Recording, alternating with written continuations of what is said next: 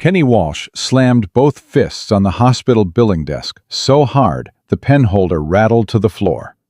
And nobody in that waiting room said a single word. "My son is dying. You're talking to me about payment plans?" One desperate father. One paralyzed woman locked in silence. One contract that was never supposed to feel like anything real. But here's what nobody saw coming. The moment Kenny kissed her cheek just to comfort her. Charlotte Reed moved her hand for the first time in 8 months. Drop your city in the comments right now. I want to see how far this story travels. Subscribe and hit the bell, because this ride, it's only getting started. The billing coordinator's name tag said Linda, and she had the practiced, unreadable expression of someone who had delivered bad news so many times it had stopped registering as bad news at all. She slid the paper across the desk without looking up. "Mr. Walsh, the surgery is scheduled for Thursday. If we don't have, at minimum, 40% of the projected cost by Wednesday at 5 o'clock, we'll need to defer the procedure and revisit your eligibility for our financial assistance program." Kenny stared at her. "Revisit eligibility?" "Yes, sir." "My son is 7 years old."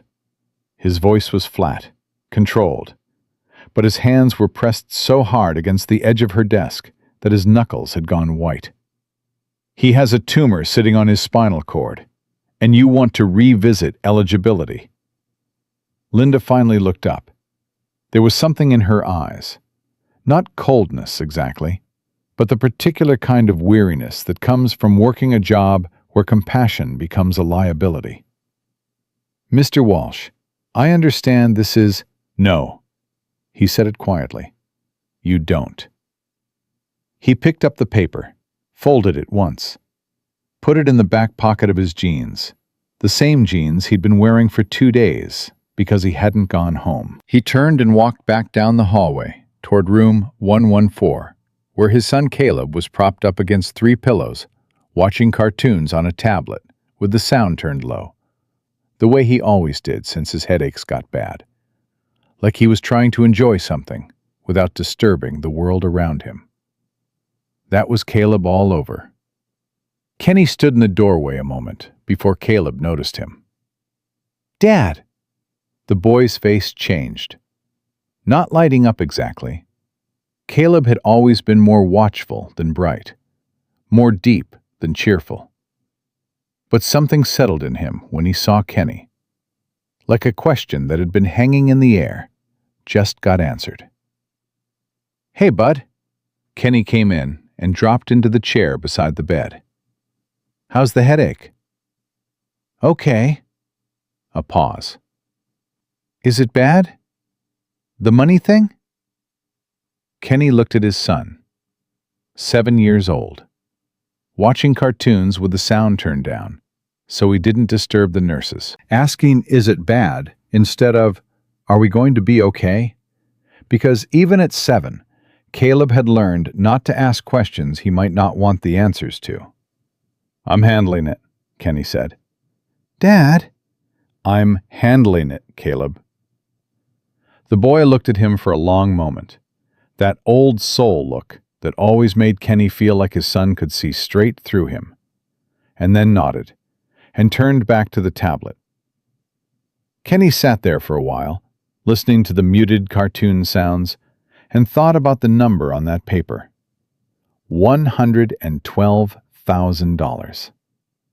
He got the call at 11:47 that night, sitting in his truck in the hospital parking garage, because it was the only place he could fall apart without Caleb seeing him. The number was unfamiliar. He almost didn't answer. "Mr. Walsh." The voice was a man's, older, measured, the kind of voice that was accustomed to rooms going quiet when it spoke. "My name is Gerald Reed. I'm told you're Caleb Walsh's father." Kenny straightened up. "Who is this?" "I believe we have a mutual acquaintance at St. Clement's. Dr. Hargrove mentioned your situation. I hope you'll forgive the intrusion. I want to be direct with you. I don't have time for anything else, and frankly, Neither do you. Kenny's jaw tightened. What do you want? I want to make you an offer. A pause. Not theatrical, practical. I have a daughter, Charlotte. She was in an accident 8 months ago. She is paralyzed from the waist down and has not spoken since the night it happened. My family's physicians believe the paralysis is partly physiological and partly, shall we say, psychological. She requires full-time care, presence. She responds better to people outside the immediate family. I'm not a nurse. No, you're a man in desperate circumstances, which makes you someone who will show up. That's what my daughter needs. Another pause. What I'm proposing, Mr. Walsh, is a contractual arrangement, a marriage, on paper. It provides Charlotte with certain legal protections my family's estate requires. It provides you with the financial resources to pay for your son's surgery and his aftercare. The parking garage was silent, except for the distant hum of the ventilation system. Kenny said nothing for a long time. $200,000, Gerald Reed said. Transferred within 48 hours of the signed agreement. Another $100,000 at the 6-month mark, provided the arrangement continues. There are conditions. I can send the documentation tonight if you'll give me an email. You're asking me to marry a woman I've never met. I'm asking you to care for my daughter.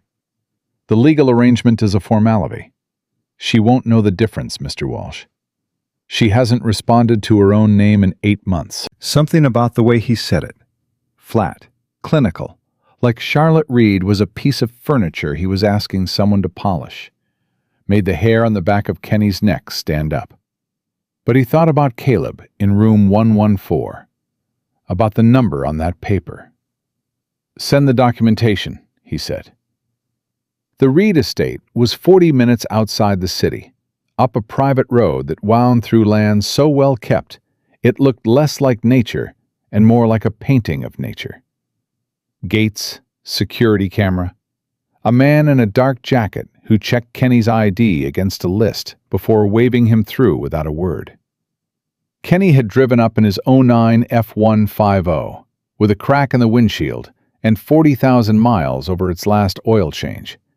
And as he pulled up to the main house, he became suddenly and acutely aware of exactly how out of place he was. The house, mansion was the right word, though it felt embarrassing to use it, was all pale stone and tall windows, the kind of architecture that wasn't built to impress you, but to remind you that impressing you wasn't the point.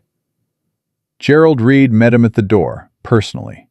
The man was in his mid-60s. Kenny had looked him up online before driving out. Real estate, private equity, the kind of wealth that had been accumulating across 2 generations before Gerald ever picked up a pen. He was tall, well-dressed, and he extended his hand the way powerful men do, like it's a gift. Mr. Walsh, thank you for coming. Kenny. He shook it. Gerald studied him for a second. Not unfriendly, evaluating. Come in.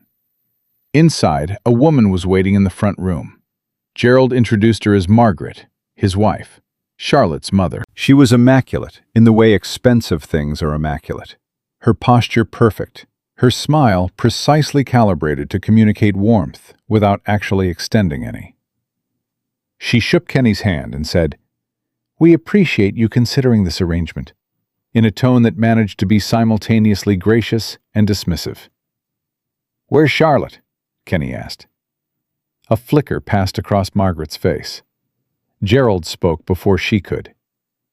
"I'll take you to her shortly. There's paperwork to review first."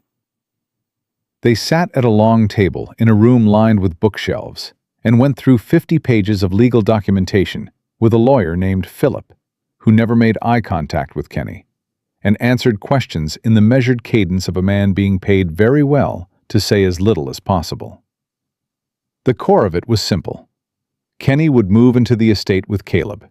He would serve as Charlotte's primary caregiver and companion. The marriage would be legally registered. He would sign a non-disclosure agreement covering all aspects of the Reed family's personal affairs. In exchange, the money, as discussed. "And what happens if Charlotte recovers?" Kenny asked. Philip looked at him for the first time. Gerald answered. "The arrangement would be renegotiated at that point." "What does that mean?" "It means we would discuss it then, Mr. Walsh." Kenny looked down at the signature line. He thought about Caleb, about the way his son asked, "Is it bad?" instead of, "Are we going to be okay?" About the tumor on the imaging scan that the neurosurgeon had shown him, pointing at it with a pen like he was indicating a weather system on a map.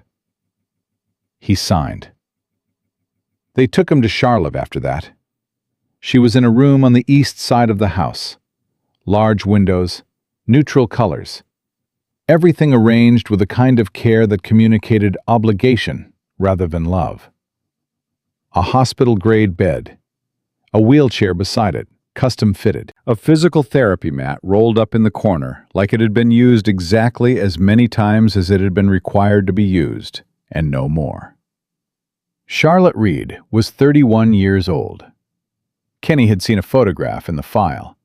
A woman at a charity event, dark-haired, laughing at something off-camera with her whole body. The kind of laugh that makes everyone around it turn to look. The woman in the wheelchair looked like someone had taken that photograph and drained the color out of it. She was thin, in the way that people get thin when they stop fighting for anything, including appetite. Her hair was clean, brushed. Someone was taking physical care of her. That much was obvious. But her hands were still in her lap, and her eyes were fixed on the window, and she didn't turn when they came in. Not when Gerald said her name. Not when Margaret said, "Charlotte, this is the man we told you about." Nothing. Kenny stood in the doorway and looked at her for a moment. Then he crossed the room, pulled the chair from the corner, and sat down directly in her line of sight. Not to the side, not at a respectful distance, right in front of her. Her eyes didn't move. They were looking through him. "Hi," he said. "I'm Kenny. I'm going to be honest with you. I've never done anything like this before, and I'm probably going to do a lot of things wrong. But I'll show up, every day. That part I can promise." Silence. Behind him, he heard Margaret make a small sound, something between discomfort and impatience. Charlotte's eyes didn't move, but her hands, Kenny noticed, shifted, just barely. One thumb moved against the fabric of her blanket, a slow, almost imperceptible press. He didn't point it out. He just noted it. Caleb arrived 2 days after the surgery. The operation had gone clean. Dr. Hargrove's word, clean, like it was a cut of meat. The tumor was out. There would be months of recovery, monitoring, physical therapy of his own. But it was out, and Caleb was going to walk and run and be 7, and eventually 8, and after that, 9. And Kenny had stood in the hospital corridor afterward and cried in a way he hadn't cried since his wife left 4 years ago. The full-body kind of crying. The kind you can't perform, only survive. He brought Caleb to the estate in a wheelchair, temporary, the doctor said, while his back healed, and introduced him to the place matter-of-factly, the way Kenny handled most things. "This is where we're staying for a while. That's the kitchen. Those are some rules. Yes, it's big. No, we're not rich. We're just guests." Caleb was quiet, taking it all in, his eyes moving over everything with that careful attention of his. "Who's that?" he asked, when they passed the door to Charlotte's room. "That's Charlotte. She's going through some hard things right now." "Is she sick?" "In a way." Caleb thought about this. "Like me?" Kenny looked at him. A little different, but yeah, kind of. His son nodded slowly, with the complete seriousness of a child who has been sick and knows that sick is not a thing you make light of. Okay, he said.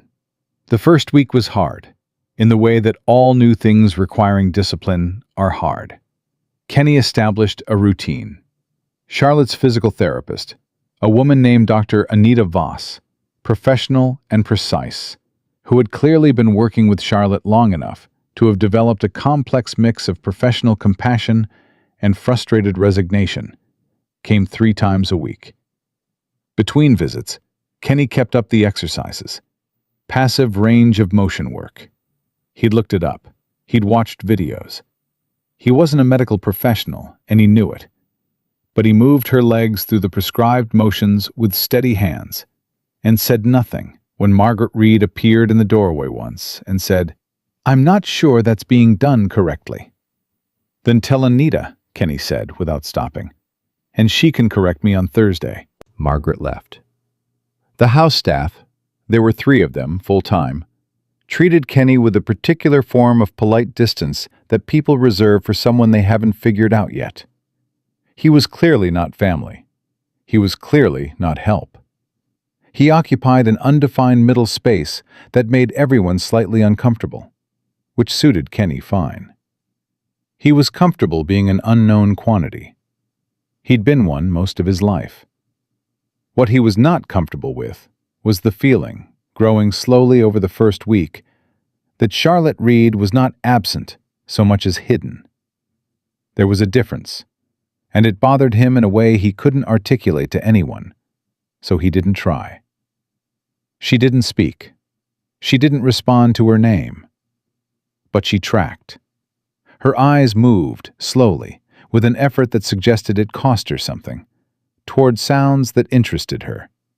When Kenny dropped a book on the floor and said, "Son of a," and caught himself, he saw her eyes cut to him, sharp and fast, before going still again.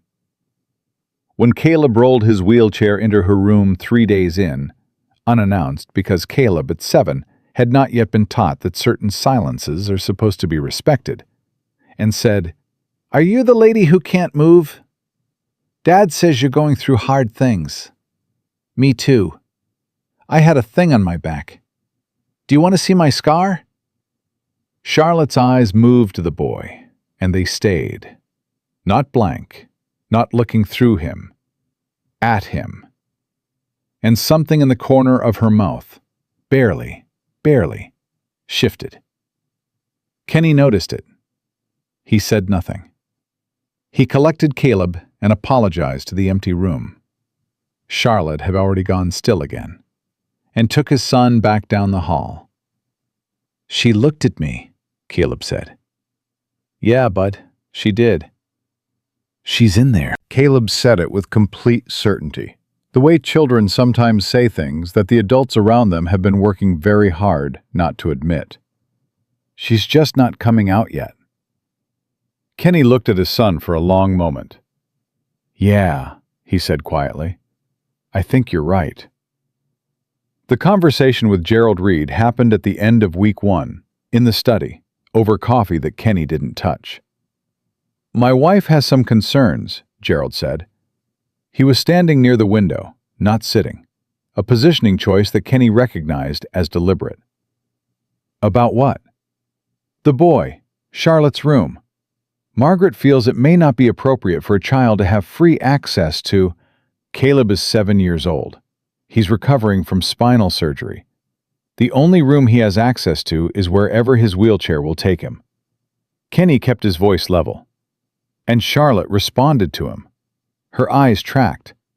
It was the first response I've seen that wasn't reflexive. Gerald was quiet. "I'm not a doctor," Kenny continued, "but I know what a person looks like when they're choosing not to be present, versus what they look like when they can't be. She's choosing. Something in her decided that the world out here wasn't worth coming back to. Your daughter isn't broken, Mr. Reed. She's gone somewhere safer." He paused. Caleb got through.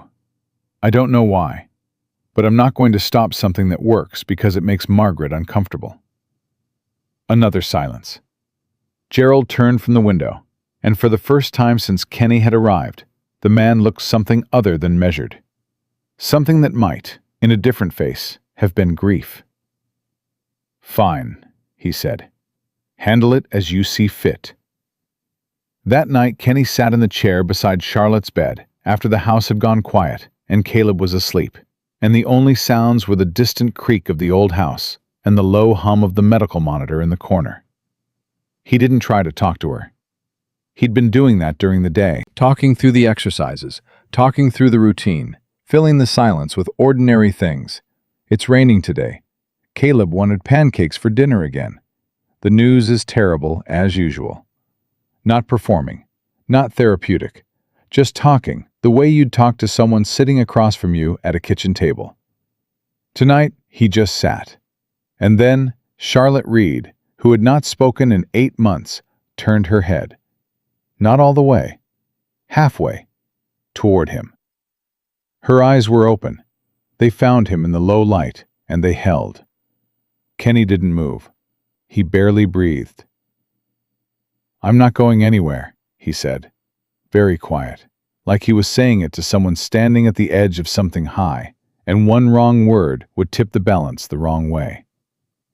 "You don't have to do anything. You don't have to talk. You don't have to be okay. I'm just going to be here." Her eyes stayed on him for a long time. Then, slowly, she turned her head back toward the ceiling. But she didn't close her eyes. And Kenny Walsh, sitting in a chair in someone else's house, with his life tangled into something he had no roadmap for, felt, for the first time since he'd signed that piece of paper, that he had not made a terrible mistake. He sat with her until midnight. Then he got up quietly, said goodnight, Charlotte, and went to check on his son. What he didn't know yet, what none of them knew, was that by signing his name on Gerald Reed's contract, Kenny Walsh had walked straight into the center of a secret that the Reed family had spent 8 months and a great deal of money making sure Charlotte could never tell anyone. And Charlotte knew it. She had known it since the night of the accident. She just hadn't decided yet whether surviving was worth what it was going to cost. Charlotte had always been a light sleeper, even before the accident, even before the wheelchair and the silence, and the months that blurred together like watercolors left in the rain. She had been the kind of person who woke at 3 in the morning and lay still, listening to the house breathe around her. The house had a sound. Every old house did. Pipes settling, wind moving through the gap under the east-facing doors that her father had been meaning to fix for 15 years and never had. The particular creak of the 3rd stair from the top, which she had learned to skip as a teenager when she came home past curfew, and which her brother Marcus had never bothered to learn because Marcus had never cared about being caught. She lay still now and listened to the new sound the house had acquired. Footsteps. Soft ones. A man who had learned to walk quietly. Not the practiced quiet of someone used to this house, but the careful quiet of someone who was trying not to disturb things that weren't his. Kenny Walsh moved through the house at night like he was apologizing for taking up space. She had noticed that about him before she had noticed anything else. The way he angled himself around doorways. The way he kept his voice down even when he was talking to Caleb in the hallway, and there was no particular reason to be quiet. The way he sat in the chair beside her bed, not at the edge, not sprawled back, but forward, elbows on his knees, like he was prepared at any moment to be told he needed to leave, and had already made peace with it. She had been watching him for 2 weeks now. She hadn't meant to start. It had simply happened. The way things happen when you have nothing else to do and nowhere else to be, and the alternative is the inside of your own skull, which had become, in the 8 months since the accident, a place she tried to visit as infrequently as possible. But Kenny was different. That was the only word she had for it. Different from her father's lawyers and her mother's carefully arranged silences and the rotating cast of therapists and specialists and concerned family friends who came and spoke to her in the particular tone people reserve for the very ill and the very young. The tone that says, "I see you," while meaning, "I don't know what to do with you." Kenny didn't use that tone. He didn't use any particular tone at all. He just talked. About ordinary things. About Caleb's breakfast preferences, and the rain, and the fact that he'd tried to fix the loose bracket on her therapy equipment and stripped the screw. And wasn't that typical? He'd never been handy. His ex-wife used to say he could break an anvil. He said ex-wife like it was just a fact, not a wound. Charlotte had filed that away. She had filed a lot of things away in those 2 weeks. It was, at this point, one of the only things she could do that didn't cost her something she wasn't sure she had left to spend. The footsteps paused outside her door. A soft knock, 2 knuckles, light. "Charlotte, you awake?" She didn't answer. She never answered. But she turned her head toward the door, which she had also never done before, and she wasn't entirely sure why she did it now, except that it was 3 in the morning and she was tired of pretending she wasn't there. The door opened 2 inches. Kenny's voice came through the gap, low and unhurried. "Caleb had a bad dream. He's okay. He's back asleep. I saw your light." A pause. "The monitor light. It was different. I don't know, I'm probably reading things into it. I do that." Another pause. "I'll let you sleep." He started to pull the door closed. "Don't." The word came out of her like something that had been sitting behind a wall for a very long time and had simply, finally, found the one crack it could fit through. It was barely a word.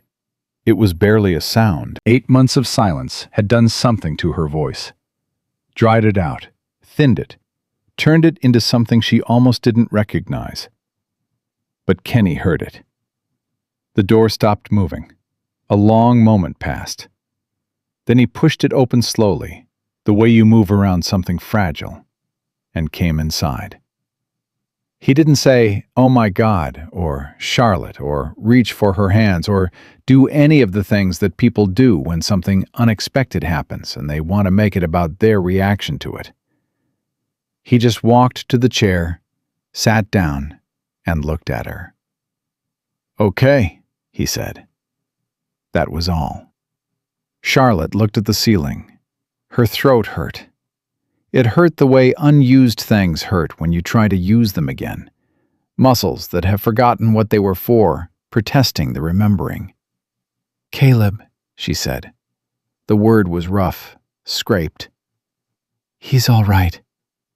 The dreams are from the surgery. The doctor said it's normal. His brain is still processing what happened to his body." Kenny leaned forward, elbows on his knees, and she could see in her peripheral vision that he was watching her with the focused, undemonstrative attention he always watched her with. Not eager, not anxious, just present. He asked about you before he went back to sleep, actually. He wanted to know if you'd talked yet. Something moved in Charlotte's chest, a small, dangerous shifting, like ice beginning to give. "What did you tell him?" Kenny was quiet for a second. "I told him you'd talk when you were ready, and that ready didn't mean better, just ready." She turned her head and looked at him then, really looked, not the sideways monitoring she'd been doing for 2 weeks, but directly. He was still in his clothes from the day before. There was a crease on his left cheek from where he'd been sleeping on the couch in Caleb's room. His eyes, in the low light, were the kind of tired that went past sleep and into something deeper. "Why are you here?" she said. "The truth. I told you the truth at the beginning. The contract. I know about the contract." Her voice was thin, but steady now. Getting steadier as the machinery of it came back online, finding its footing. "My father told me, in his way. He stood in this room and explained the arrangement like it was a business decision, and watched my face the entire time, to see if I understood that this was not something I was being asked about. She paused. I know about the contract. I'm asking about you. Why you agreed to it. Kenny was quiet for a long moment. Not because he was deciding whether to lie. She could already tell in the 2 weeks of watching him that lying wasn't a gear he had easy access to. But because he was deciding how much truth was required. My son needed surgery he couldn't have without money I didn't have, he said. That's the whole thing. There's nothing cleaner about it than that. I signed the papers, and I took the money, and I moved into your house, and I'm going to do the job I agreed to do. And if that makes me somebody you can't trust, I understand. You'd be right to think that. Do you think I should trust you? No, he said. I think you should make me earn it. Charlotte looked at him for another long moment. Then she looked back at the ceiling. My family, she said carefully. The way you say something you have been keeping in a locked room for a very long time, and are now letting out 1 inch at a time, believes that I don't remember what happened the night of the accident. The air in the room changed. Kenny didn't move. His face didn't move. But she felt the change in him. A stillness that was different from the stillness before, sharper at the edges.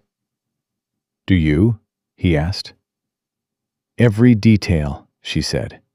Every single one. She turned her head back toward the ceiling and closed her eyes. Good night, Kenny. He stayed for a moment. Then, good night, Charlotte. He got up and left, closing the door behind him with the same careful quiet he'd arrived with. Charlotte lay in the dark and breathed, and tried to decide whether she had just made a terrible mistake or the first right decision she'd made in 8 months. She couldn't tell. Not yet. But she had said his name. She had said his name out loud and directed it at him, and that was something. That was more than she'd given anyone since the night she'd been loaded into an ambulance and looked up at the sky through the rear doors and decided, very deliberately, that she was not going to give anyone any part of herself ever again. She had held that decision for 8 months. It had taken Kenny Walsh 11 days to put a crack in it. She wasn't sure whether that made him extraordinary, or whether it just meant she had been lonelier than she'd allowed herself to admit. Probably both, she thought. Probably exactly both. Anita Voss showed up Thursday morning in her usual Navy scrubs, rolling her equipment bag through the front door with the resigned efficiency of someone who had been doing this long enough to know exactly what to expect, and had long since stopped expecting anything different. She didn't expect Charlotte to be sitting up straighter. She didn't expect the way Charlotte's eyes tracked her as she came into the room. Not the flat, mechanical tracking of weeks past, but something active, engaged. And she absolutely did not expect Charlotte to say, in a thin but deliberate voice, "Good morning, Anita." The physical therapist stopped moving, set her bag down slowly, looked at Kenny, who was standing near the window with his arms crossed, and the expression of a man trying very hard to look like what had just happened was not the most significant thing that had occurred in this house in 8 months. "Good morning, Charlotte," Anita said. Her voice was steady, professional, but her eyes were bright. "How are you feeling today?" "Stiff," Charlotte said. "My lower back, on the right side." Anita crossed to her immediately, switching into clinical mode, her hands moving to assess. But her voice was warm now, genuinely warm, in a way Kenny had not heard from her before. "Can you tell me more about what you're feeling? Is it pain or pressure?" Charlotte said. "Like something is trying to be there, like a signal that's not quite making it through." Anita looked at Kenny again. He uncrossed his arms. "Anita," he said, Is that— I need to make a call, she said. She was already reaching for her phone. I need to call Dr. Vance, and I need everyone to stay very calm about this. Charlotte said, I am calm. Anita looked at her and laughed, a short, surprised sound, like joy she hadn't been prepared for. Yeah, she said. I know. I'm working on it. The next 48 hours moved with the surreal momentum of things that seem impossible, right up until they are simply, undeniably happening. Dr. Vance, Charlotte's neurologist, a compact, intense man who spoke in short sentences and did not waste anything, including words, arrived within 3 hours of Anita's call. He conducted his assessment methodically, asking Charlotte questions she answered in that careful, rebuilding voice, running tests that Kenny watched from the doorway with his hands in his pockets and his whole body taut. Afterward, in the hallway, Dr. Vance said, the sensation she's reporting in her lower back is significant. The kind of significant I don't want to speculate about out loud until we do imaging. But I want to be honest with you, Mr. Walsh.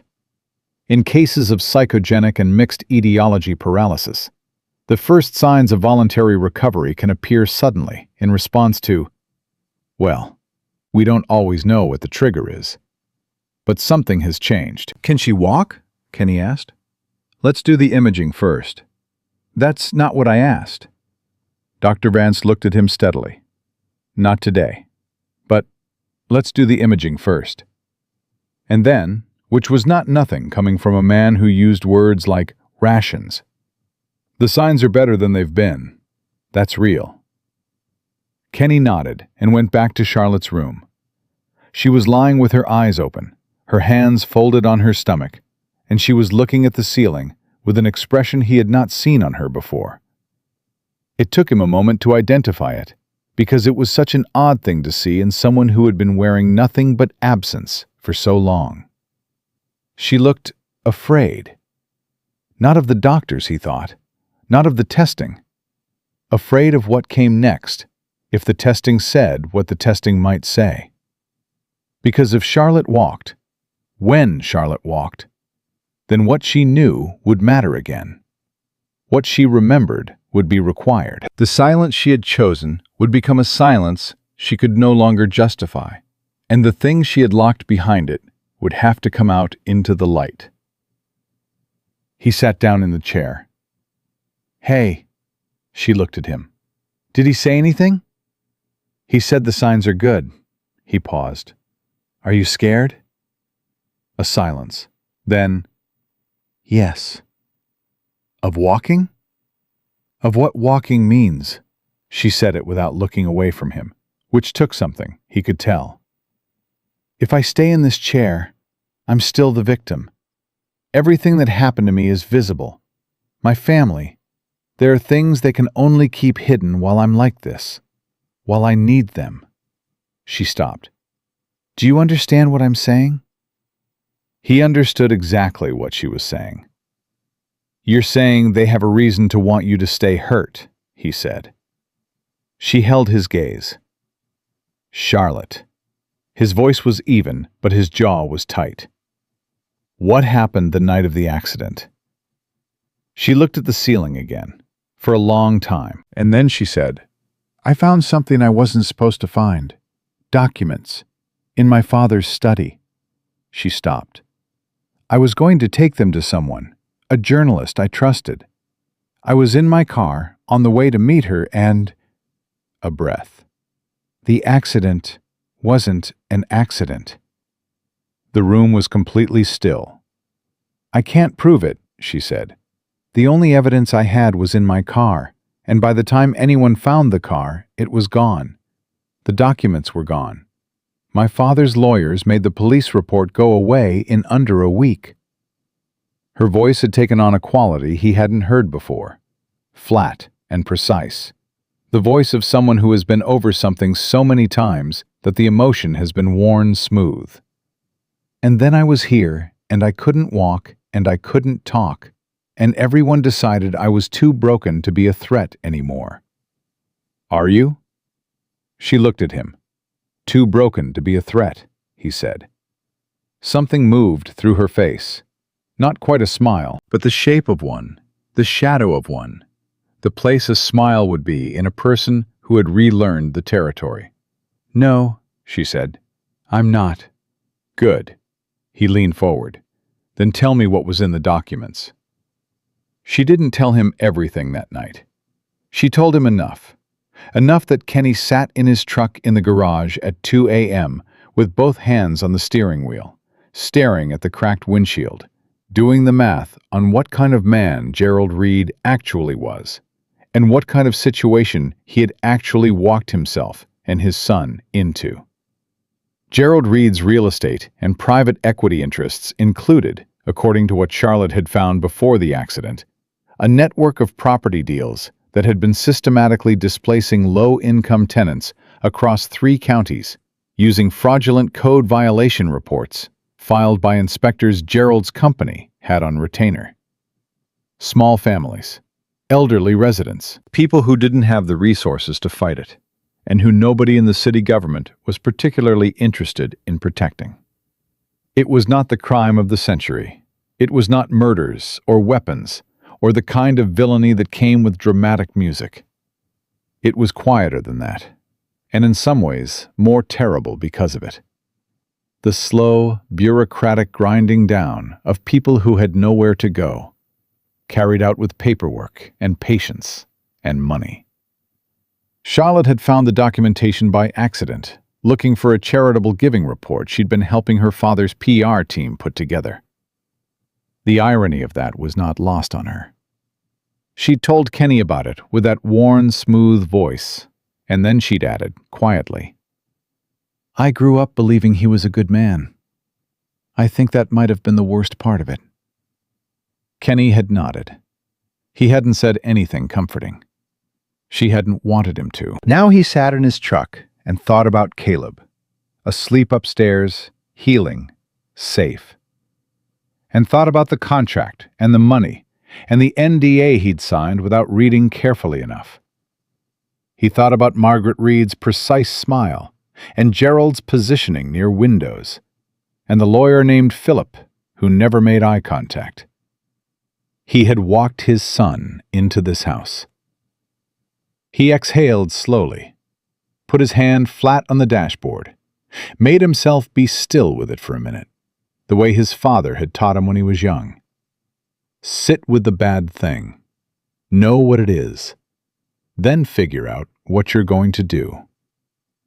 He knew what it was. Now he needed to figure out what he was going to do. He went back inside, up the stairs, past Caleb's room, where he pushed the door open and stood in the dark for a moment, watching his son sleep. That deep, uncomplicated sleep of a child who was healing. The rise and fall of it, steady as a tide. Then he went to Charlotte's door, knocked twice, soft. "Come in," she said, immediately, like she'd been waiting. He opened the door and stood in the threshold. "We're going to need help," he said. "The journalist you were going to see. Is she still someone you trust?" Charlotte looked at him for a long moment. "You believe me," she said. It wasn't a question, but it wanted to be. "Yes," he said. "I believe you." She was quiet, and something behind her eyes, some last remaining piece of the wall she'd built and maintained for 8 months, came down. Not all of it, but enough. "Her name is Diana Mercer," Charlotte said. "She's still at the paper. I used to check every few months before—" She stopped. "I didn't want to lose track of her." "Can you get a message to her?" "If I had a phone that wasn't given to me by my mother, yes." He reached into his jacket pocket and held out his cell phone. Charlotte looked at it. Then she looked at him. Then she took it, and for the first time in 8 months, Charlotte Reed did something of her own choosing, of her own volition, for her own future. She dialed. It rang 4 times. Then, a woman's voice, sleepy and irritated. "Do you have any idea what time—" "Diana," Charlotte said. It's Charlotte Reed. Don't hang up. A silence on the other end. Then a sharp intake of breath. Then, Charlotte! My God! Charlotte, where? I'm alive, she said. I'm here. I need you to listen to me very carefully. Her voice was still thin, still finding itself, but it was hers. Completely hers. Are you listening? Yes, Diana said. Yes, I'm listening. And Charlotte Reed, who had been silent for 8 months, began to speak.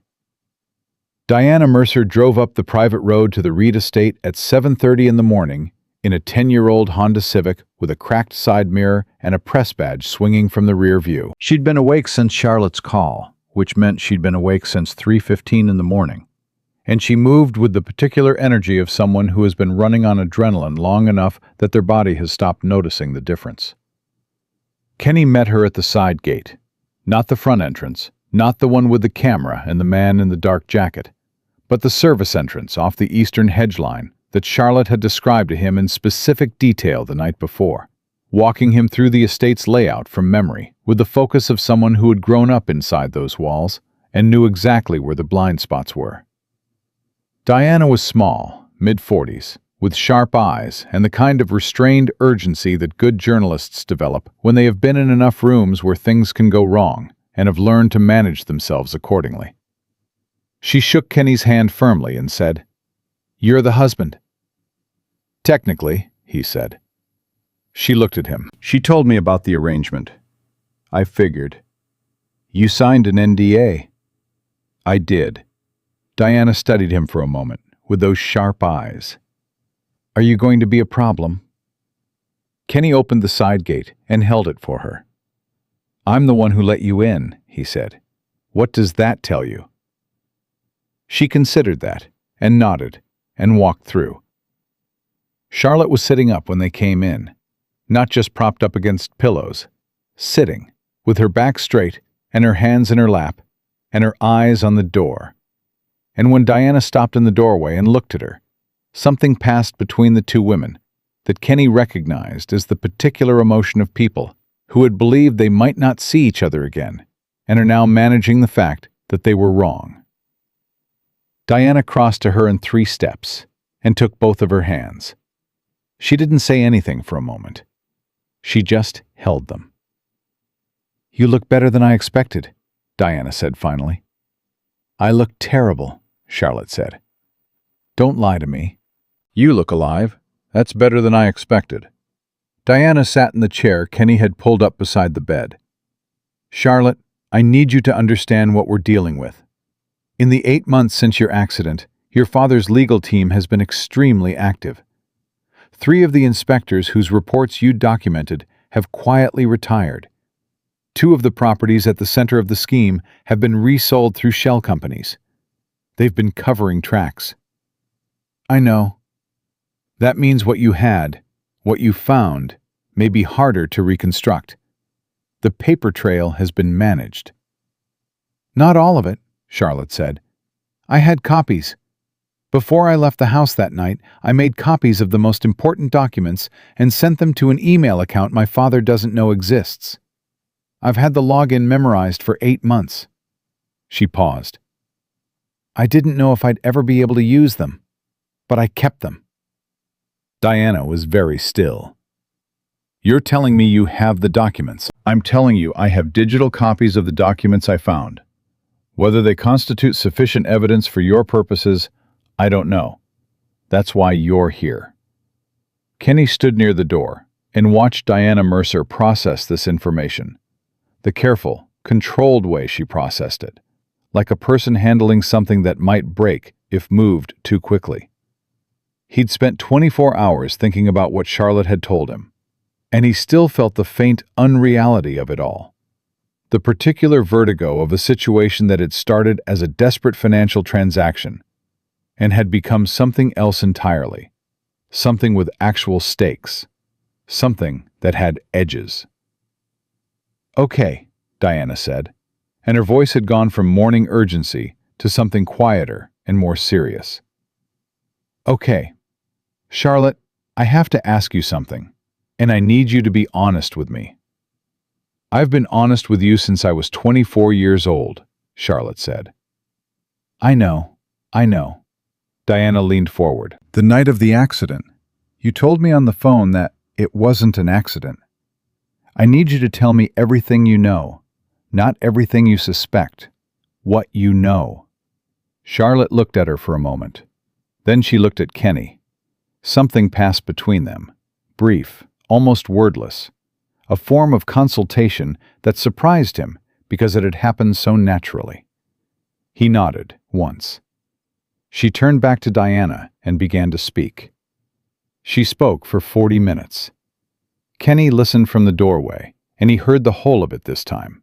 Not the piece of it she'd shared at 3 a.m, but the complete version, with all the details she'd had 8 months to arrange and rearrange into the exact shape of what had actually happened. She had left the house that night with the documents. She had been on Route 9, 6 miles from Diana's apartment, when a car came up behind her so fast she registered it as headlights before she registered it as anything else. It had hit her from behind at speed and sent her into the guardrail on a bridge. She had been conscious long enough after the impact to understand several things. Her phone was gone, having been thrown from the car on impact. Her legs weren't responding, and the car that hit her had not stopped, had not come back, had simply accelerated and disappeared.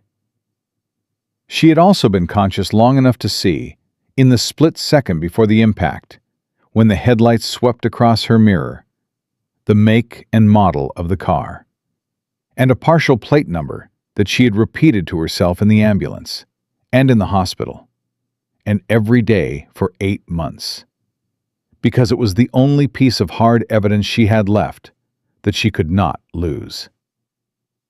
She told Diana the plate. Diana wrote it down, without expression and without comment, the way journalists write things down when they are working. When Charlotte finished, the room was silent for a moment. Then Diana said, "You never told any of this to the police." "My father was in the hospital room when the detective came. He stayed for the entire conversation." Charlotte's voice was level. "I made the decision in that moment that speaking was more dangerous than not speaking. I was right." "You've been right about a lot of things," Diana said quietly. "And you've been carrying them alone for a long time." Charlotte's jaw tightened, just slightly. "I'm not alone anymore," she said.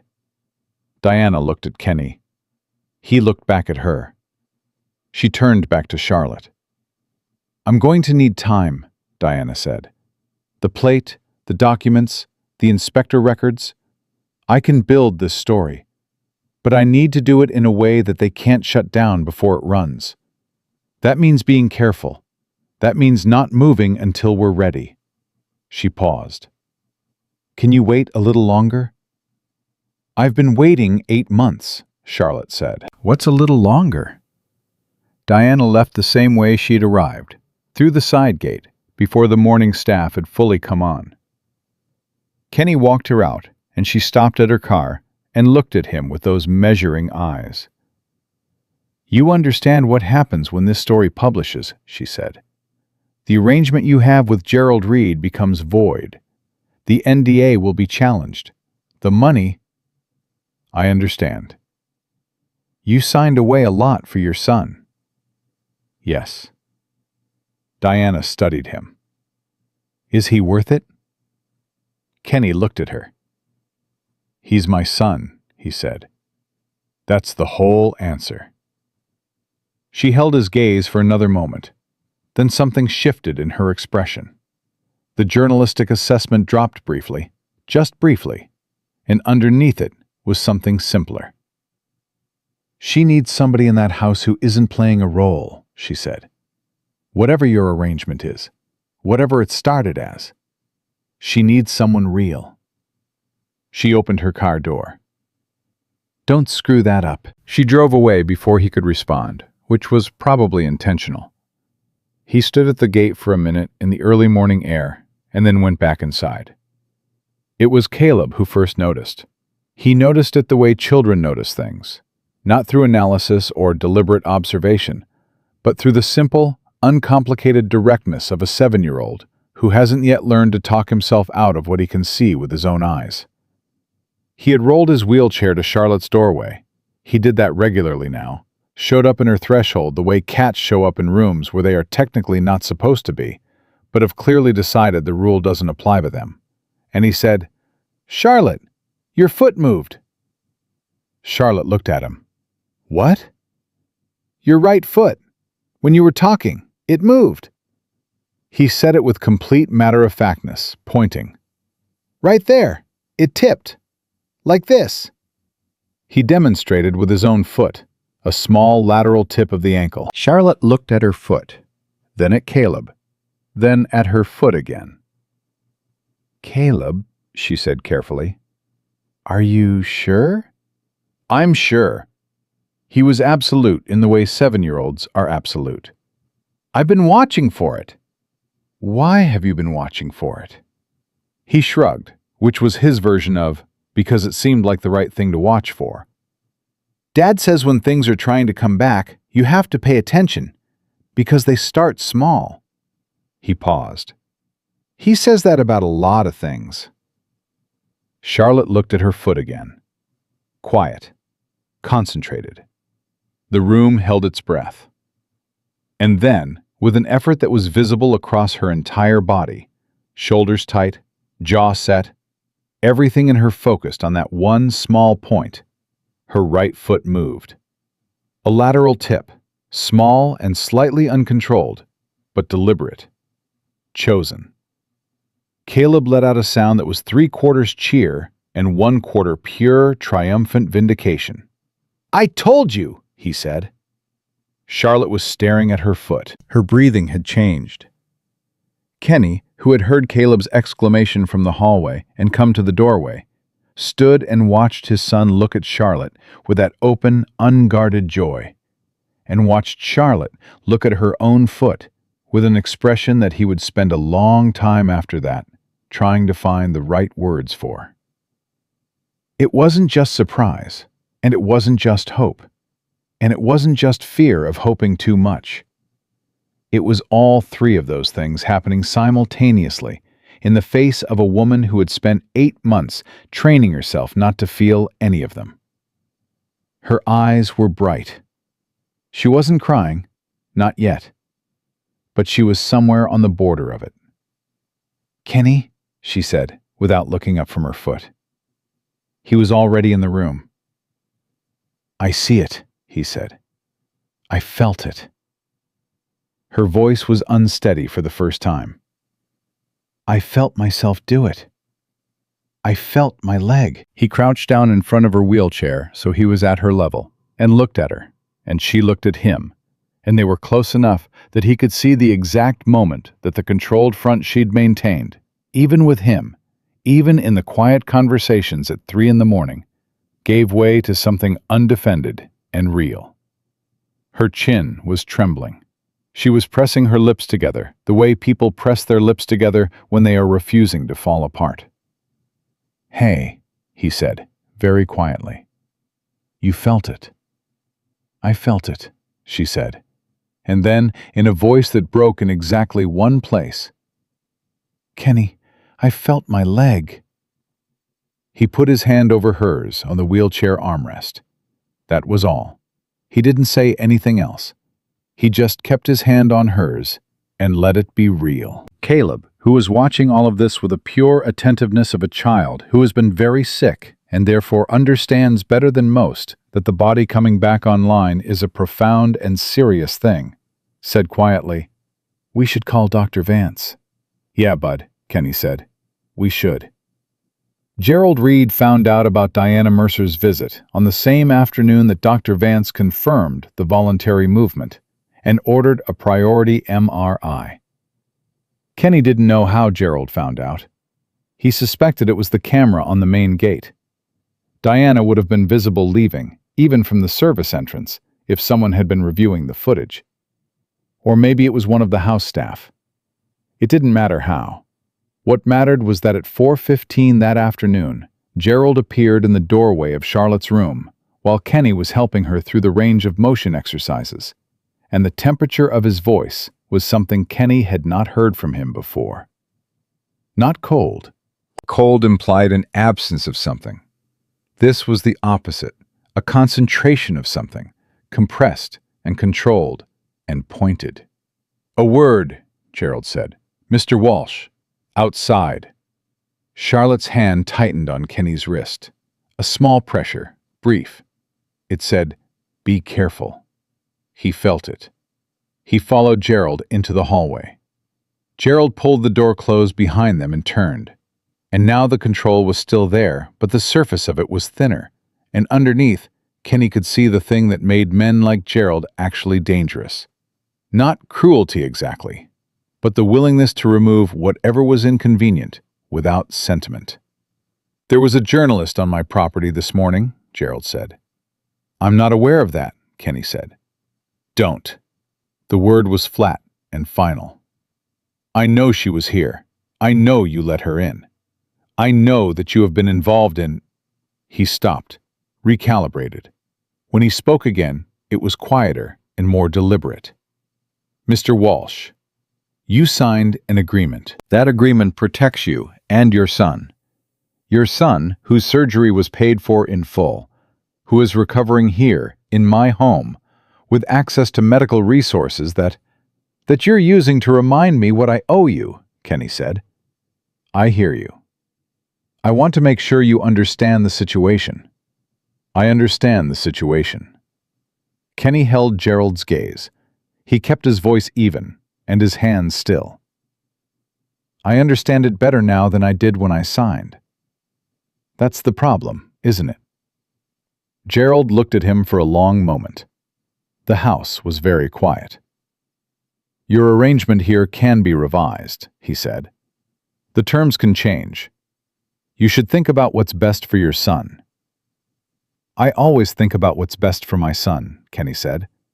"That's why I'm still standing in this hallway instead of walking out the front door." It was as honest as he'd been with the man, and Gerald heard it clearly. The layered meaning in it. What Kenny was saying he had, and what he was saying he was choosing, for now, not to do with it. Gerald's expression shifted. Not dramatically, just a small tightening around the eyes that meant he was updating his assessment. "Don't make an enemy of me," he said. "I haven't made anything," Kenny said. "I'm just a man taking care of his kid, same as I was when you called me." Gerald looked at him for another beat. Then he turned and walked back down the hallway without another word. And Kenny stood there until the sound of his footsteps disappeared, and then let out a slow, careful breath. He went back into Charlotte's room. She was looking at the door. "What did he say?" "He told me to think about what's best for Caleb." Her jaw set. "He uses Caleb." "He tried." Kenny sat back down. "It didn't work the way he intended." She looked at him with a directness that had been growing over the past weeks. Not just the watching she'd done at the beginning, but something more open, more forward-facing, like a person who has rediscovered that looking at the world head-on is something they are capable of. "Are you afraid of him?" she asked. Kenny thought about it honestly, the way he'd been trying to think about all of it. "Not the way he wants me to be," he said finally. "I'm not afraid of losing the money, or the arrangement, or any of that. I'm afraid of getting something wrong, and having it hurt you. Or Caleb." He paused. "That's the only fear I have that he could actually use." Charlotte was quiet for a moment. Then, "You're not going to get it wrong. You don't know that." "No," she said, "but I think it." She looked down at her hand, at the place where she'd gripped his wrist. "That's more than I've thought about anyone in a long time." That night was the night of the kiss. It was not dramatic in the way the phrase made it sound. There was no music, no obvious moment building toward it. It happened the way real things happen. Sideways, without warning, in the middle of something ordinary. Kenny had been helping Charlotte with the evening stretches that Dr. Vance had prescribed. working through the hip flexor exercises that Anita had shown him, his hands steady and careful on the outside of her knee. They had been talking about Caleb, about the MRI scheduled for the following morning, about something small and inconsequential that Charlotte had said and he'd laughed at, genuinely laughed. The kind of laugh that surprised out of you. And she had looked at him while he was laughing, with an expression so unguarded and so nakedly tender that when he turned back and saw it, he went still. She didn't look away. He leaned forward, slowly, no sudden movement, giving her every opportunity to stop it, and pressed his lips to her cheek. Not calculated, not performed. The most natural thing in the world, the way you reach for something warm when you've been cold. He stayed there a second. Her cheek was warm under his mouth. He could feel her exhale. And then Charlotte Reed moved her left leg. Not a small tip, not the cautious, labored twitch of that morning. Her leg moved, bent at the knee, lifting, her foot coming off the footrest of the wheelchair and touching the floor. Her foot flat on the floor. She made a sound, a sharp, involuntary sound, shock and pain and something beyond both of them. Kenny pulled back and looked down. Her foot was on the floor. Her leg was bent. She was staring down at it with an expression that had no precedent in any of the expressions he'd seen on her face in 5 weeks. Charlotte. His voice wasn't steady. Charlotte, look at that. She was already looking. She was looking at her foot on the floor, the way you look at something that has been gone a long time and has come back in a form you almost didn't recognize. I did that, she said. You did that. I didn't mean to. It just... You did that, he said again. And this time there was something in his voice that he didn't try to control or contain. Something that had been building for 5 weeks of watching this woman choose, piece by piece, to come back from somewhere terrible. Charlotte's hand found his arm. Her grip was strong, stronger than he expected. Her face was full of things she hadn't named yet, things that were happening faster than her vocabulary for them could keep up with. Kenny, she said, I'm here. I'm going to walk. She said it not like a hope, like a decision.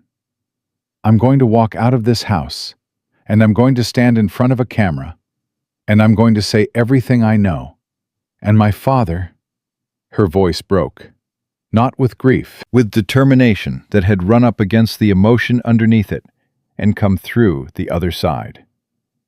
My father is not going to do to anyone else what he did to those families, or what he did to me.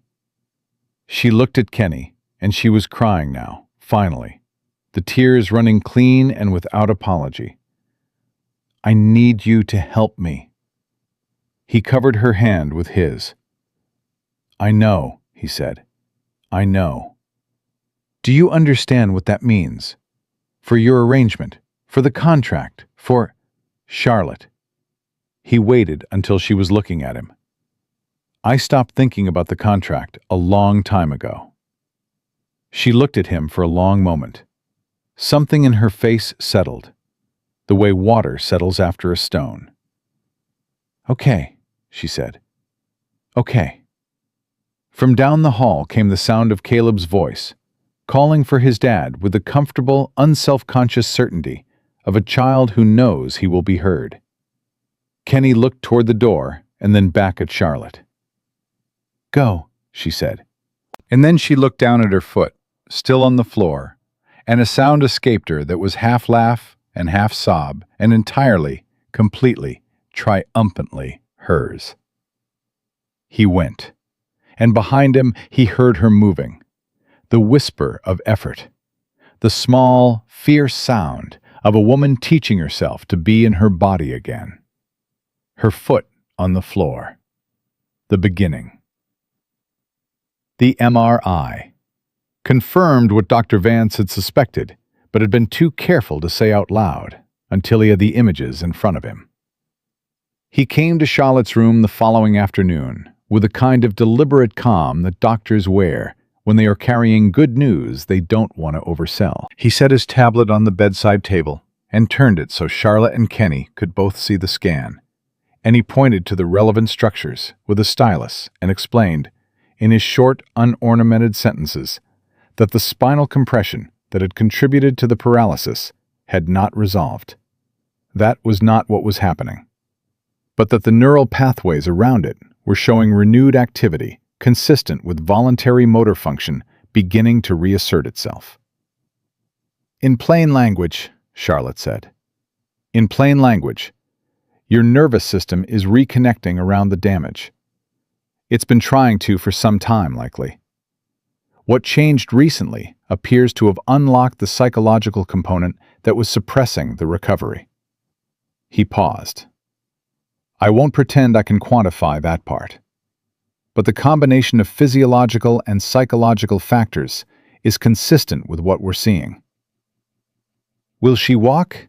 Kenny asked. He asked it the same way he'd asked it the first time, directly, without decorating it.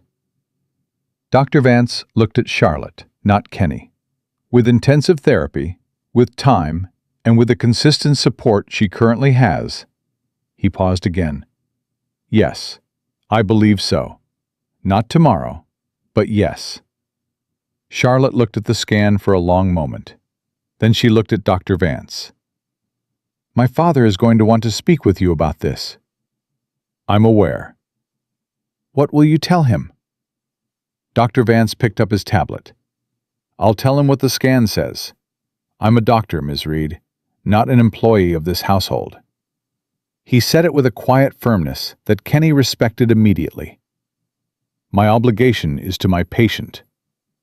After he left, the room held a particular silence, the kind that follows something significant that hasn't yet been fully absorbed. He'll move fast now, Charlotte said. She wasn't talking about Dr. Vance. Your father. When he realizes I can get better. When he understands that the wheelchair isn't permanent. She pressed her lips together. He's been patient because he thought he had time. He thought I was contained. But a Charlotte who can walk is a Charlotte who can leave, who can sit in front of a camera, who can stand in a courtroom. Her hands were steady in her lap, but her voice had an edge to it that Kenny had not heard before. Not fear exactly, something harder than fear. He won't wait for that. What do you think he'll do? She was quiet for a moment. He'll try to move me. Another facility, better care. He'll frame it as concern. But it'll be somewhere with more control and less access. She looked at Kenny. He'll try to separate us first, you and Caleb. He'll find a reason. The NDA, the contract terms, something. He'll make it look procedural. He already tried the Caleb angle in the hallway. That was a warning. The next move won't be a warning. She held his gaze. Kenny, how long does Diana need? She said a week minimum, maybe 10 days. Charlotte nodded slowly.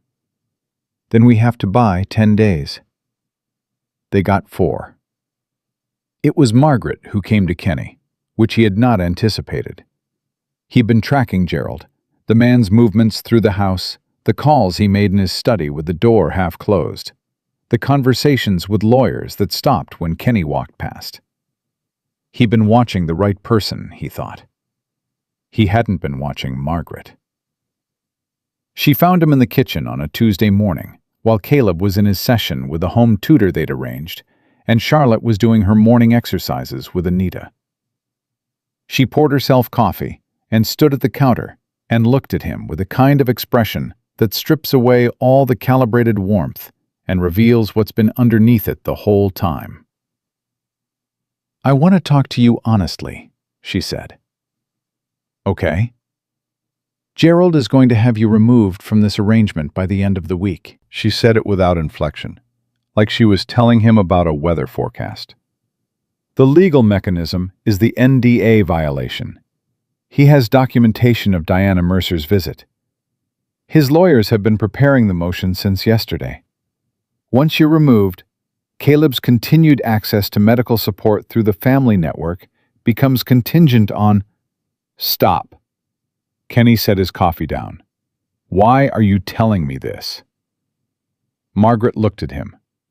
For the first time since he'd arrived in this house, the precise social machinery of her face went still, and he saw something underneath it that surprised him. Not guilt, exactly. Not remorse. But something in the vicinity of both. The expression of a person who has been making a specific set of choices for a very long time and has recently begun to understand the compound weight of them. Charlotte is going to walk again, Margaret said. Her voice was lower now. Dr. Vance told me privately. She is going to walk. She paused. She's my daughter. I know she is. I have not— She stopped. Something moved through her face, and she controlled it with the practiced ease of a woman who had spent decades controlling things. But not all of it disappeared. I have not been her mother, not in any way that mattered these past months. I told myself it was because I didn't know how, because she was unreachable. Her jaw tightened. I told myself that. But she was not unreachable. She was surviving. And I chose my husband over my daughter. And I have been choosing him for 35 years. And She stopped again. This time, what moved through her face didn't get controlled. I am not going to watch him take her somewhere and bury her quietly, Mr. Walsh. I am not going to do that. Kenny looked at her for a long moment. What are you offering? 2 days.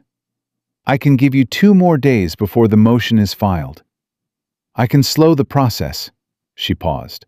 And I can get you out of the house with Charlotte and Caleb before Gerald knows you're gone. I know this estate. I know every door. I know who on the staff he trusts and who has been loyal to Charlotte since she was a child. That's an enormous risk for you. Yes, she said simply. It is.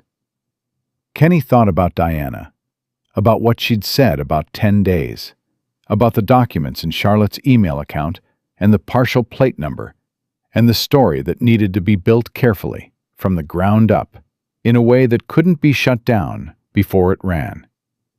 I need to talk to Charlotte, he said. I assumed you would. She picked up her coffee. You have until this evening. Charlotte's response, when Kenny told her, was not what he expected. He expected disbelief, or anger, or the carefully armored skepticism she'd earned through hard experience with her family's motives. What he got instead was a long silence, and then Charlotte, looking at the window with something that was neither of those things. Something older and more complicated. She came to you, Charlotte said finally. Yes. She didn't come to me.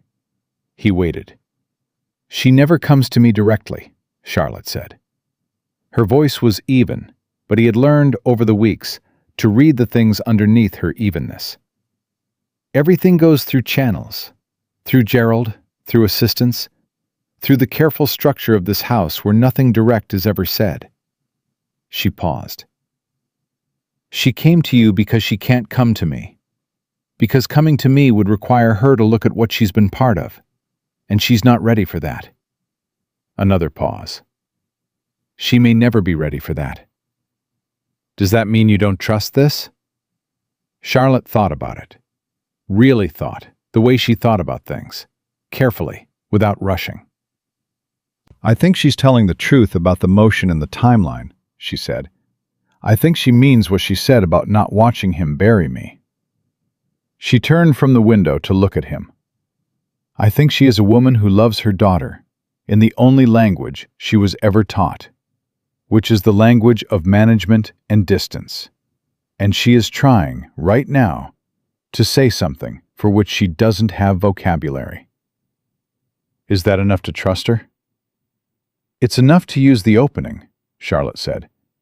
Whether I trust her, she stopped.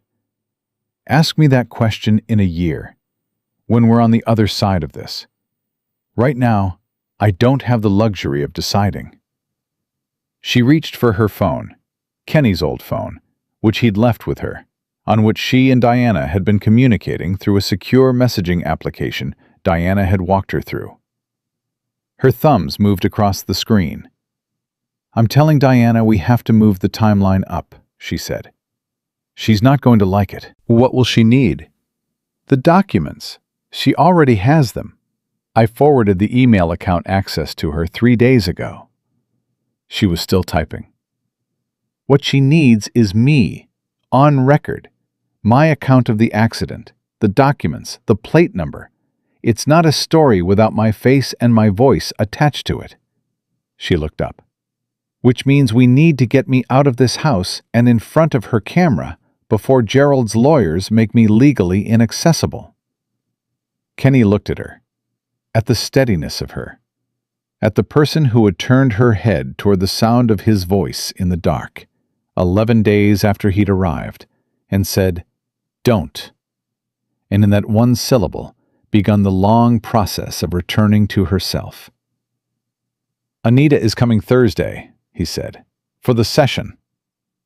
If we're still here Thursday, we've already lost. Charlotte set the phone down. Tomorrow morning, before the house fully wakes up. She paused. I can't walk yet, Kenny. I need you to understand that. I can move my legs. I can feel them. But I cannot walk out of this house on my own 2 feet. Not yet. You don't have to walk out, he said. That's what I'm for. Something in her expression opened, just briefly, just for a second. A kind of gratitude that she didn't dress up or make smaller than it was. Yes, she said quietly. It is. The night before they left, Kenny sat with Caleb and explained the situation in the simplified, honest way he handled everything with his son. He told him they were leaving early in the morning, quietly, before the house woke up. He told him the reasons as plainly as he could to a 7-year-old who had, it should be said, proven repeatedly that he could handle plain more than most people gave him credit for. Caleb listened to all of it with his hands in his lap and his eyes on his father's face. When Kenny finished, Caleb said, "Is Charlotte going to be okay?" "That's what we're trying to make happen." "Is it dangerous?" Kenny considered lying. He dismissed the idea quickly. "There's some risk," he said. "I'm going to do everything I can to keep it away from you."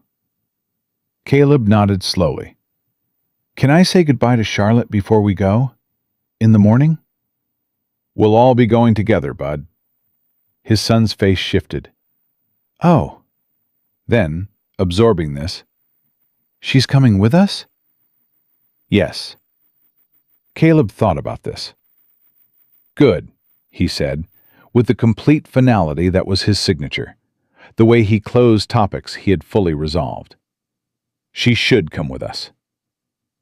Kenny looked at his son for a moment. 7 years old, back brace still under his pajamas, the surgery scar he'd offered to show Charlotte on his 3rd day in this house. He had watched this boy be sick and afraid and brave in the particular way children are brave, not by not feeling fear, but by moving forward anyway, toward whatever was next, because what else was there to do?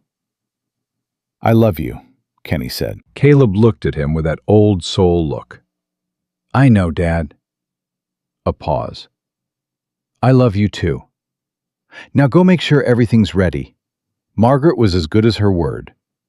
At 5:40 in the morning, while the sky was still the dark blue of not quite dawn, she came to Kenny's door and handed him a set of car keys and said quietly, "The gray Volvo in the service bay. Gerald doesn't use it. It won't be on anyone's list." She paused. The east side camera has been on a maintenance cycle since last night. I called the service company yesterday afternoon. She said it the way she'd said everything in the kitchen, without inflection, without asking for credit, without the grammar of apology that would require her to look at the full scope of what she was apologizing for. "Margaret," Kenny said. She looked at him. "Thank you." She held his gaze for just a second. Then she looked past him, down the hall, toward Charlotte's room. Her face did something complicated and private. "Take care of her," she said, and then she walked away. Getting Charlotte into the car was harder than anything else. Not logistically. Kenny had thought through the logistics, the wheelchair, the way to manage the transfer from chair to seat without aggravating the progress her legs had been making. It was hard because of what it meant. Because Charlotte had been inside this house for 8 months, and leaving it was not only an escape, it was a departure from the place where she had nearly disappeared entirely. And there is something in humans that wants to stand in a place like that for one more moment before leaving it behind. She sat in the wheelchair at the side door, in the early morning dark, and looked back at the house. Her jaw was set.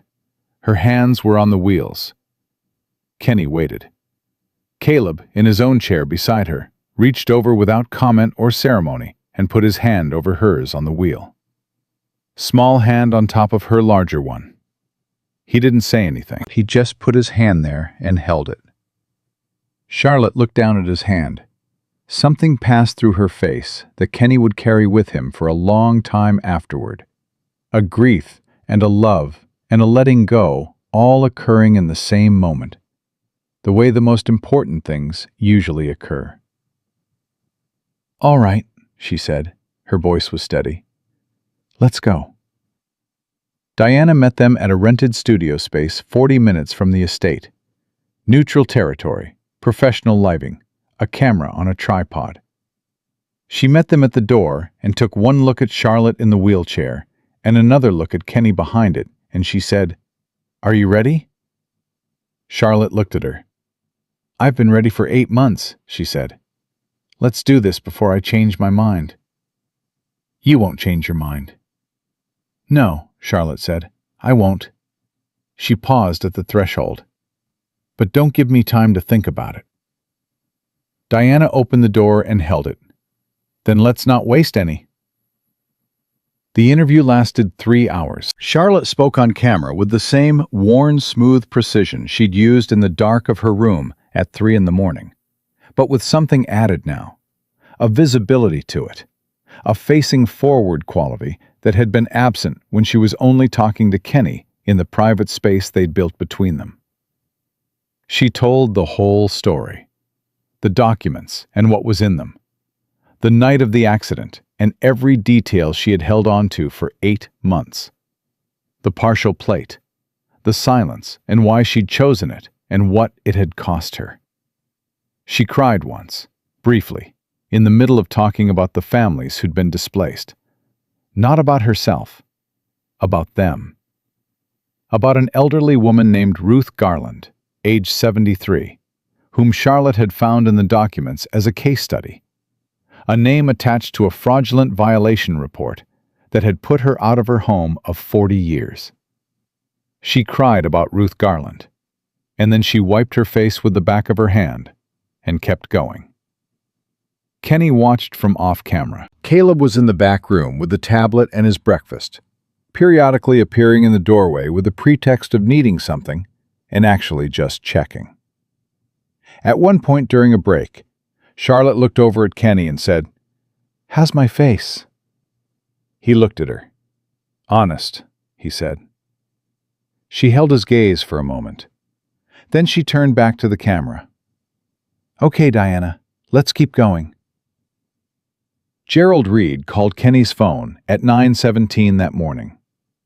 Kenny looked at the screen, let it ring, forwarded the call information immediately to the number Diana had given him, the paper's legal team, who had been on notice since the previous evening.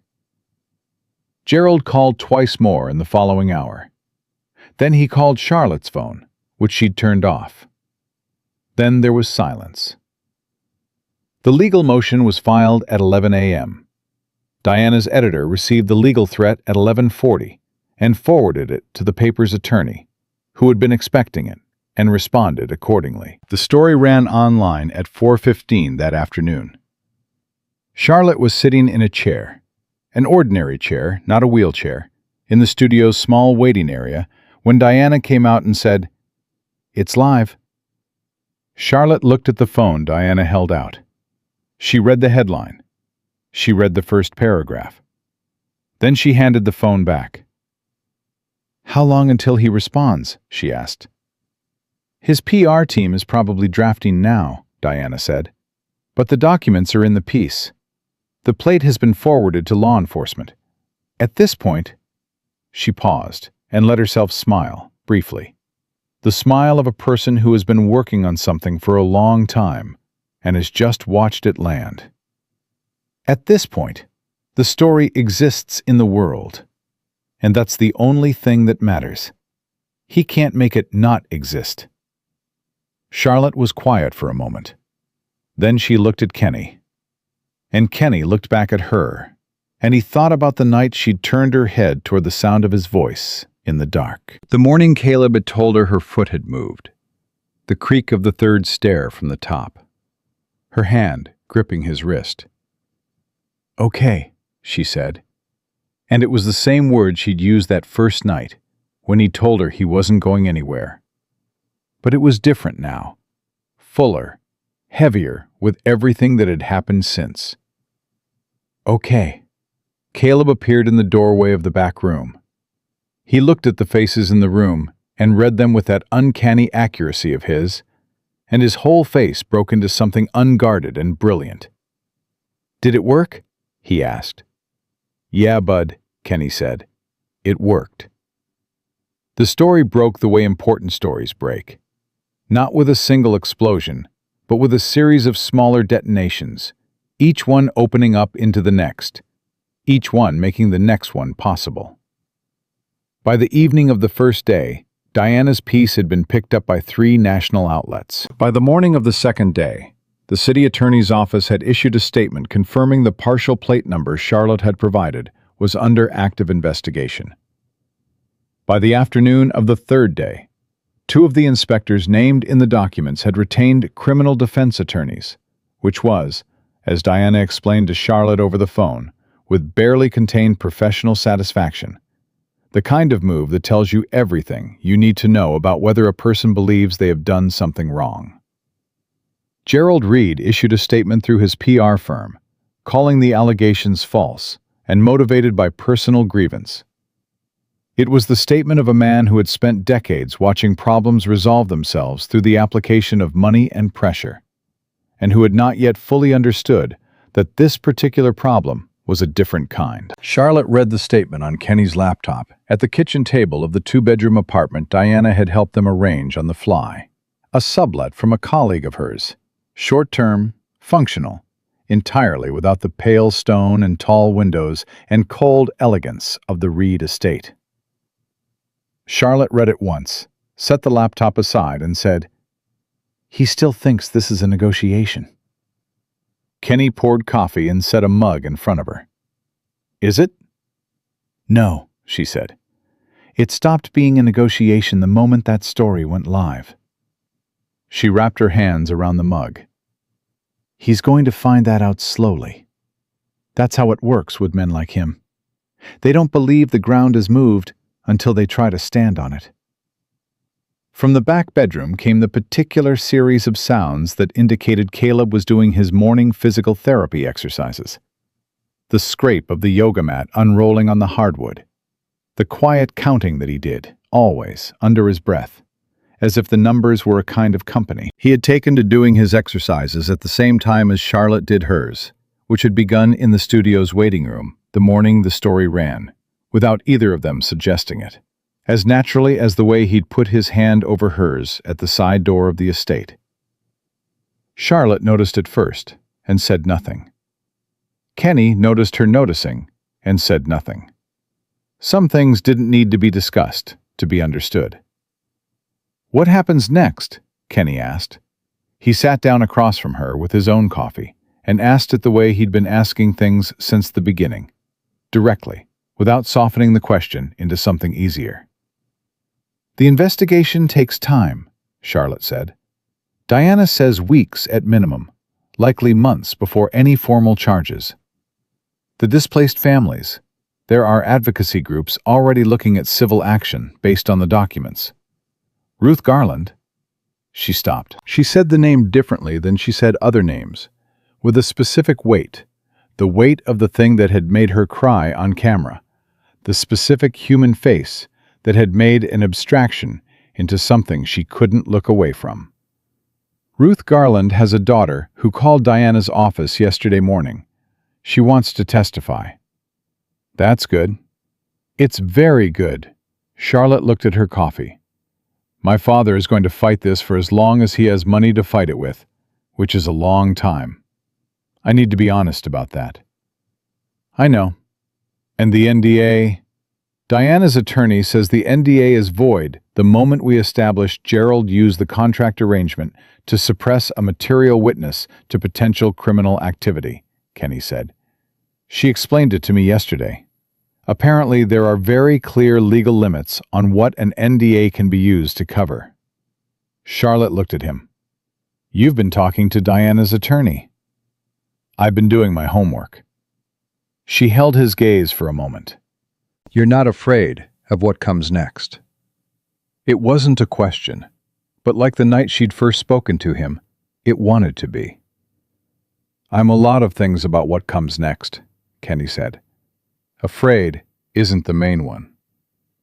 She looked at him in that direct, undefended way she had developed. The way she'd looked at him in the studio. The way she looked at him in the quiet mornings over coffee. The way she'd looked at him when her foot touched the floor for the first time, and the world reorganized itself around that small, enormous fact. It was the look of a person who had spent a long time not looking at things directly, and had decided, for reasons both practical and otherwise, that she was done with that. "What is the main one?" she asked. He thought about it honestly. "Determined," he said. She almost smiled. "That's not a feeling." "No," he agreed. "But it's what I've got." Charlotte took her first real steps 22 days after they left the Reed estate. Anita Voss had followed them, had called Kenny the day after the story ran and said, "I'd like to continue Charlotte's therapy, if she'll have me," in the tone of someone who had made a decision and was not interested in discussing whether it was the right one. Charlotte had said yes before Kenny even relayed the full offer. The sessions happened in the apartment's small living room. Furniture pushed back, Anita's equipment bag open on the floor. Charlotte worked with a concentrated intensity that Anita told Kenny privately was unlike anything she'd seen from her in months. Not just physical effort, but a quality of will, a directed intention that turned every exercise from a mechanical obligation into something purposeful. "She's been ready for a while," Anita said. "She just needed something to be ready for." On the 22nd day, Anita stood at one end of the cleared living room with her hands out and said, "Charlotte, walk to me."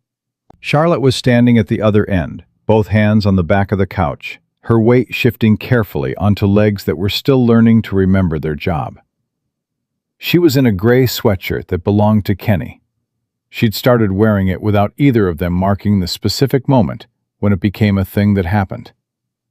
And her hair was pulled back, and her face had the particular stillness of someone doing the most important thing they've done in a long time, and knowing it. Caleb was sitting on the floor against the wall, still in his pajamas, watching with his knees pulled to his chest. Charlotte took her hands off the couch. She stood on her own for a full 3 seconds before she took the first step, then the second. Her gait was uneven, and her arms came out from her sides for balance, and she was looking at the floor with the focused attention of someone navigating something that requires every bit of concentration they have. At the 4th step, her right knee wobbled, and Kenny moved forward instinctively, one hand up, but Anita caught his eye and gave the smallest shake of her head. He stopped. Charlotte caught herself, redistributed her weight, kept going. She walked the full length of the room and took Anita's hands at the other end. And Anita gripped them and said, "There you are," very quietly, in the voice of someone who had been waiting a long time to say it. Charlotte laughed, a short, broken sound, wet at the edges. She gripped Anita's hands and looked at the ceiling, which was not the ceiling of the Reed estate, which had no association with 8 months of chosen silence, which was just an ordinary apartment ceiling that she was looking at from a standing position on her own 2 feet. "Again," she said. "Charlotte, I want to do it again. I want to walk back." Anita looked at her for a moment. Then, "Okay, walk back." Charlotte turned. She looked at the other end of the room. She looked at Kenny, who was standing there with his hands at his sides and his face doing nothing controlled whatsoever, which was unusual for him, and which she had noticed, and which was, she would tell him much later, one of the things she had held on to as she crossed that room the 2nd time, and the 3rd time, and the 4th.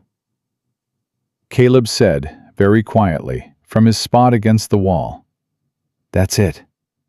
That's it, Charlotte." She walked back 4 times before Anita made her stop. Gerald Reed was indicted on 11 counts of fraud and conspiracy 9 weeks after Diana's story ran. The announcement came on a Thursday morning via a press release from the city attorney's office that used the kind of language prosecutors use when they have built the documentation Charlotte had preserved in that email account for 8 months had been entered as primary evidence.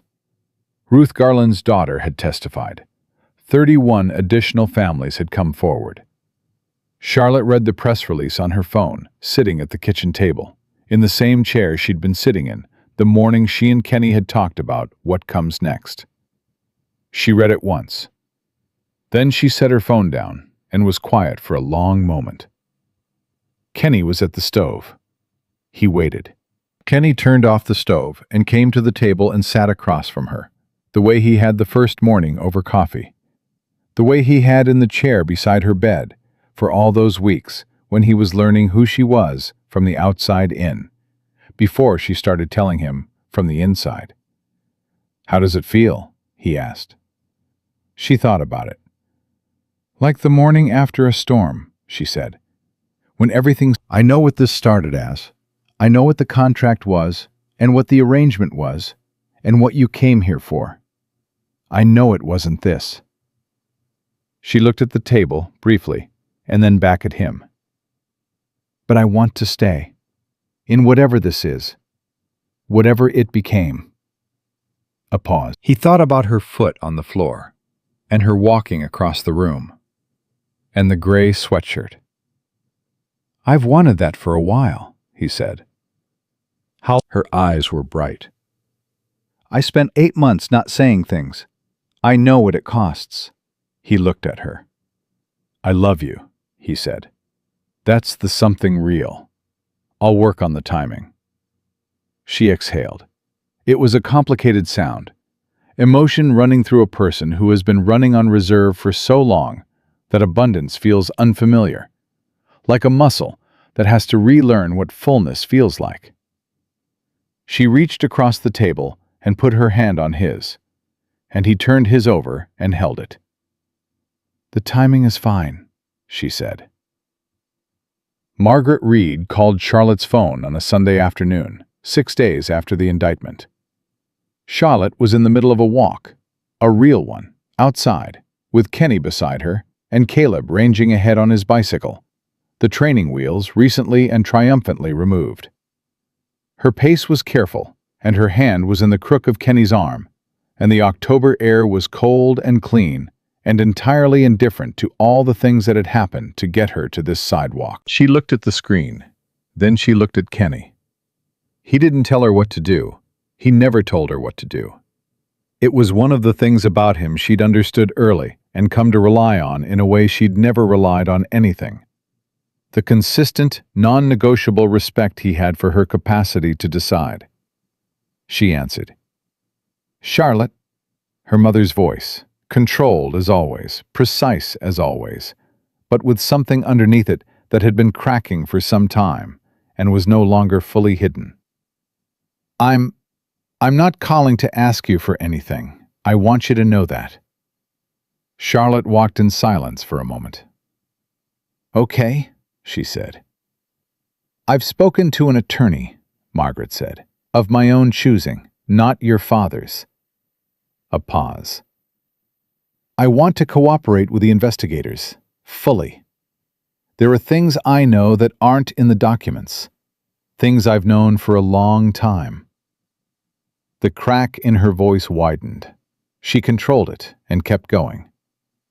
I should have... She stopped. I'm not going to list the things I should have done. You know what they are. I know what they are. Mom, Charlotte said. The word came out differently than she'd expected. Not armored, not careful. Just the word itself, the name she hadn't used in the natural, unguarded way in years. Margaret was quiet on the other end. Talk to the investigators, Charlotte said. Tell them everything. That's what matters right now. That's the thing that will actually mean something. A pause. We'll figure out the rest later, you and I. Do you... Margaret stopped. She tried again. Is there a rest? For you and I? Charlotte looked ahead at Caleb, who had ridden his bicycle to the end of the block and turned back and was now cycling toward them, with the complete committed joy of a boy who has recently understood that his legs work and that the world is large and that speed is available to him. She watched him come and thought about the room in the Reed estate where she had sat and chosen silence. She thought about the third stair she had learned to skip as a teenager. She thought about the documents and Ruth Garland and everything it had cost to stay quiet and everything it had cost to finally stop. I don't know yet, she said honestly, but I'm not closing the door. That's what I've got right now. A long silence. Then Margaret said, very quietly, That's more than I deserve. Probably, Charlotte said, but it's what I'm offering. Don't make me regret it. She ended the call and walked for a moment in silence. Then she looked at Kenny. Okay? He asked. Getting there, she said. He nodded.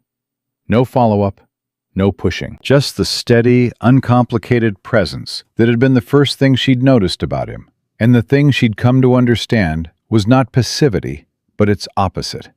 The active, chosen decision of a man who understood that some people need to be given space to arrive, rather than being pulled. Caleb came to a stop in front of them, slightly breathless, cheeks red from the cold. Can we go to the diner? He asked. The one with the good pancakes? It's 4 p.m, Kenny said. Pancakes are not time-specific, Caleb said, with considerable dignity. Charlotte laughed. It was a real laugh, full-bodied, the kind that used the whole of her. The kind she'd have in the photograph at the charity event, the one that made everyone around it turn to look. It came out of her without effort, without cost, without anything being owed in exchange for it. Kenny looked at her while she laughed, the way he'd been looking at her for months. Not the monitoring gaze she'd first detected from across a quiet room, but something open and steady and full of a specific, uncomplicated gladness. Pancakes it is, Charlotte said.